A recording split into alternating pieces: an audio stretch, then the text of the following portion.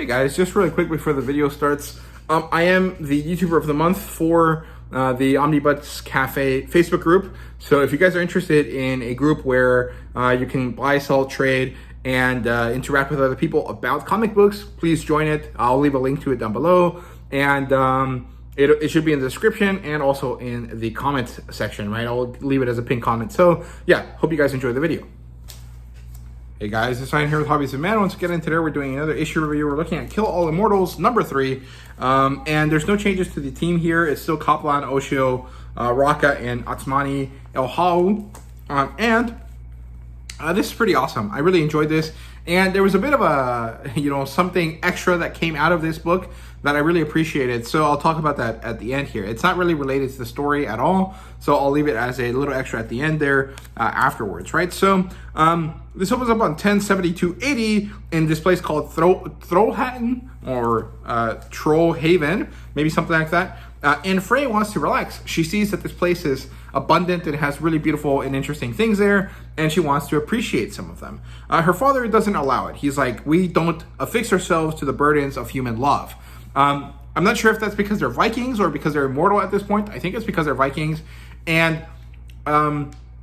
I really don't believe that's true, but whatever. This guy is supposed to be some sort of, crazy hater kind of person, right? So it happens. It is what it is. It's very similar to the dad from the originals, if you guys ever watched that show, and I really appreciate that. Actually, I really enjoy this because that's one of my favorite shows growing up. I really liked it when I watched it on Netflix.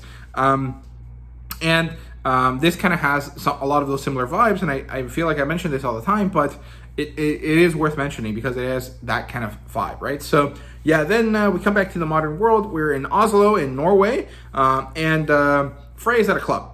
She's not really someone that is into clubs, but she's there. She manages to sneak up onto Stein, her younger brother, and they have this back and forth about humanity and pain and what it means to be human or not, what it means to be gods, whatever they may be or not.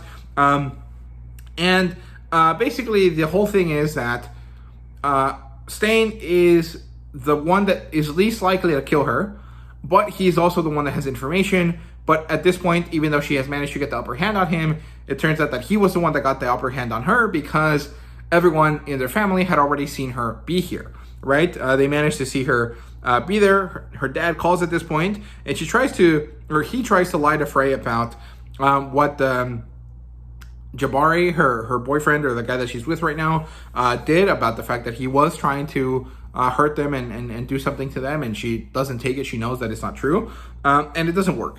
She gets shot, and she's kind of left behind, I guess. And then she kills all the soldiers. There's this really awesome fighting sequence here that I really, really enjoyed. She decides to use the blood from her shot to get some war paint on her.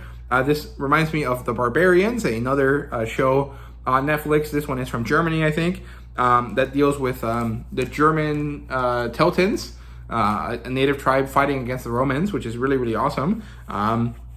It reminded me of that. And she chases after Stein. Then they have a quick standoff, a quick fight. She manages to decapitate him. I don't think that kills him. I don't think they can die at all. But it does slow him down, I guess, because it's probably something hard to heal from. And it requires like someone else to help him, right? I'm not really sure if that's the case or not. The way that their bodies heal isn't really explained. And I don't know if any of her other siblings that she managed to kill before are also dead, or if they're just like, in suspended animation while they heal, all right? I'm not really sure. I don't understand. She finally manages to find the shaman, which is why she was here in the first place.